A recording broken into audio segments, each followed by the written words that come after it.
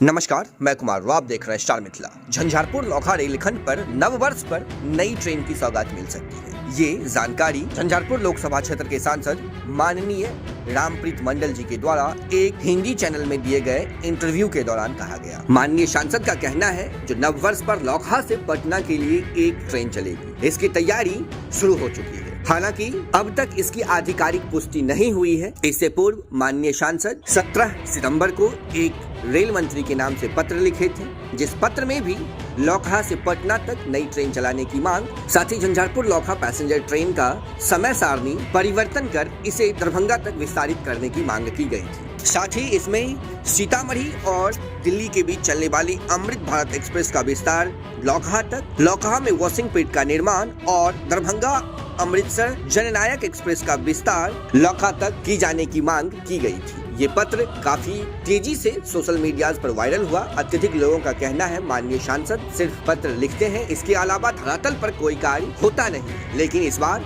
माननीय सांसद एक वीडियो इंटरव्यू में आकर अपना स्टेटमेंट दिए हैं, जो आने वाला समय लोखा के लिए एक बेहतर समय होगा और नववर्ष पर लोखा से पटना के लिए नई ट्रेन की शुरुआत होने जा रही है।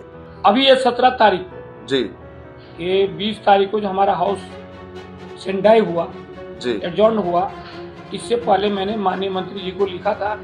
जी, इसकी कॉपी मैं आपको दे दूंगा, सोशल मीडिया पर भी देखा गया है। जी, जी, तो अभी रेगुलर ट्रेन जनवरी से लोखा से पटना तक के लिए चलेगी, जी। दरभंगा होते हुए या समस्तीपुर होते हुए। जो समस्या है लोगों का, तो आपके कहने का मतलब ये हुआ सर, जो लोखा रेलवे स्टेशन से नए साल से यानी जनवरी माह से 2026 जनवरी माह से लोखा और पटना के बीच दौड़ेगी जी ट्रेन। जी जी, तो अभी जो आप ये स्टेटमेंट सुने हैं, इसमें माननीय सांसद साफ तौर से कह रहे हैं, जो नववर्ष पर लोखा को नई ट्रेन मिलने की उम्मीद है। हालांकि इस नई ट्रेन की परिचालन पर विभागीय स्तर से या फिर आधिकारिक पुष्टि कहीं भी नहीं हुई है। फिर भी ऐसा उम्मीद लगाया जा रहा है, जो माननीय सांसद का ये स्टेटमेंट लोखा क्षेत्र के लोगों के लिए एक नई सौगात लेकर नववर्ष में जरूर आएगा, जिससे इस क्षेत्र के लोग अब जल्द ही पटना तक का सफर कर सकेंगे। हालांकि आने वाले 1 से 2 दिनों में झंझारपुर लोखा रेलखंड समेत पूर्व मध्य रेल के अंतर्गत समस्तीपुर रेल मंडल में जितनी सारी ट्रेनें चल रही है,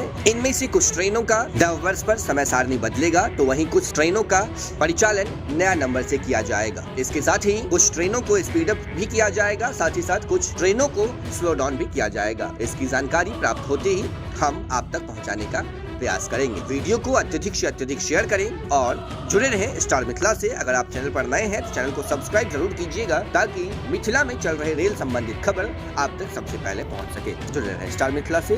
धन्यवाद। आप देख रहे हैं स्टार मिथिला।